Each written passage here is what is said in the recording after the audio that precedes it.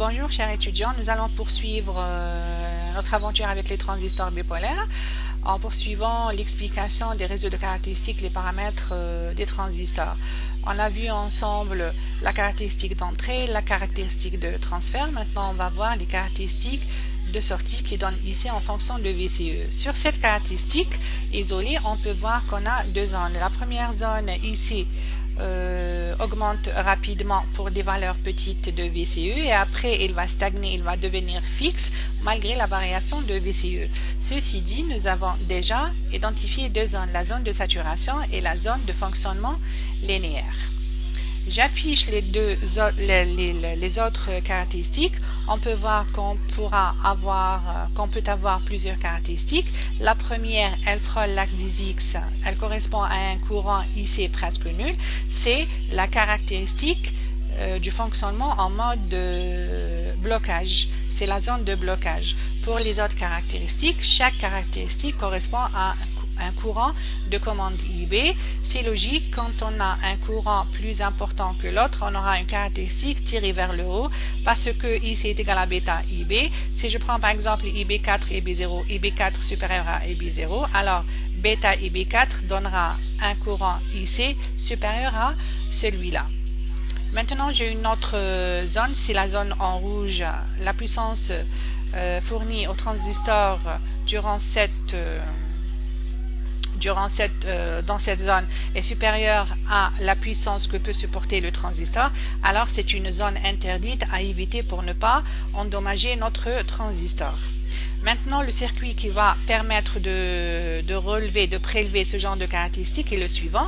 Je fournis un courant IB via cette source de tension continue. J'applique le courant IB, ce qui fait que le transistor devient passant. Dans la partie du circuit en sortie, j'utilise une source de tension variable. Je fais varier VCE. Ici, à chaque fois, je prélève ici à l'aide d'un ampèremètre. Et voilà, je trace IB. Pour avoir une autre caractéristique, je change la valeur de VBE ici pour avoir un autre courant et une autre caractéristique, et je refais la même chose. C'est pour cela que je dois utiliser ici une source de tension variable pour avoir différentes caractéristiques. Maintenant, on a vu toutes les zones de fonctionnement d'un transistor bipolaire, zone blocage, zone saturation et zone linéaire. Maintenant, la question qui se pose, qu'est-ce qui fait qu'un transistor fonctionne dans un point ou dans un autre point? Ceci dit, on doit introduire une autre notion, c'est la polarisation des transistors avec ces quatre notions adjacentes, droite de charge, droite d'attaque, point de fonctionnement, circuit de polarisation. Alors, je supposerai que mon transistor fonctionne à un point nommé M.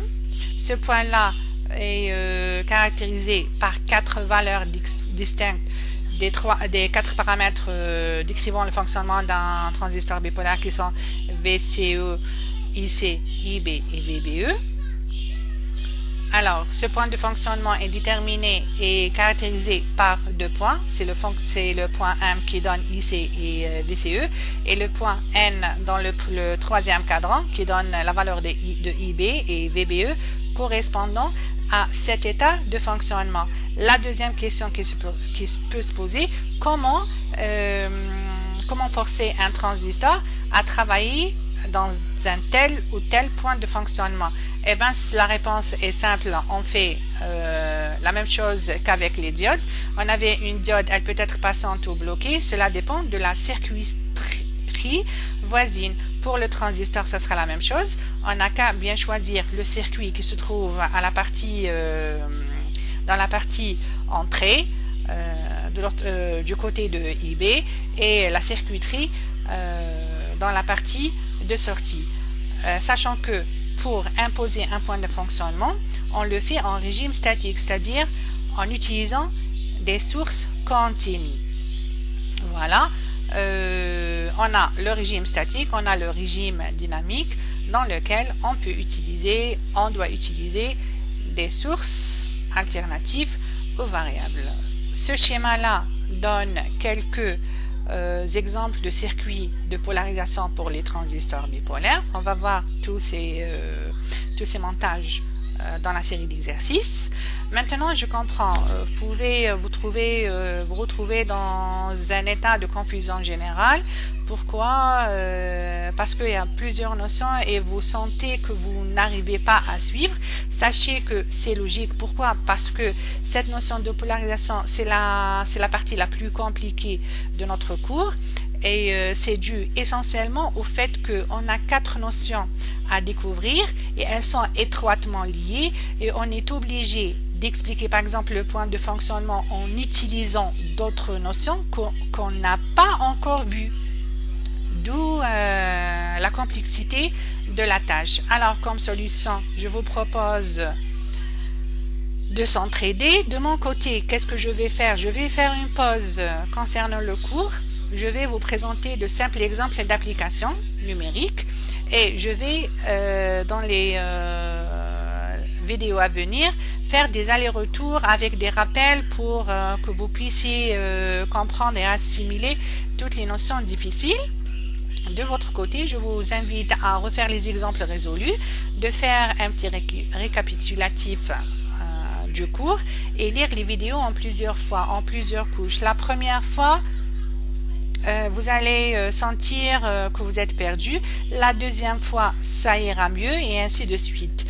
Je vous propose également de m'envoyer vos questions et en dernier, je vous invite à surtout de ne pas abandonner.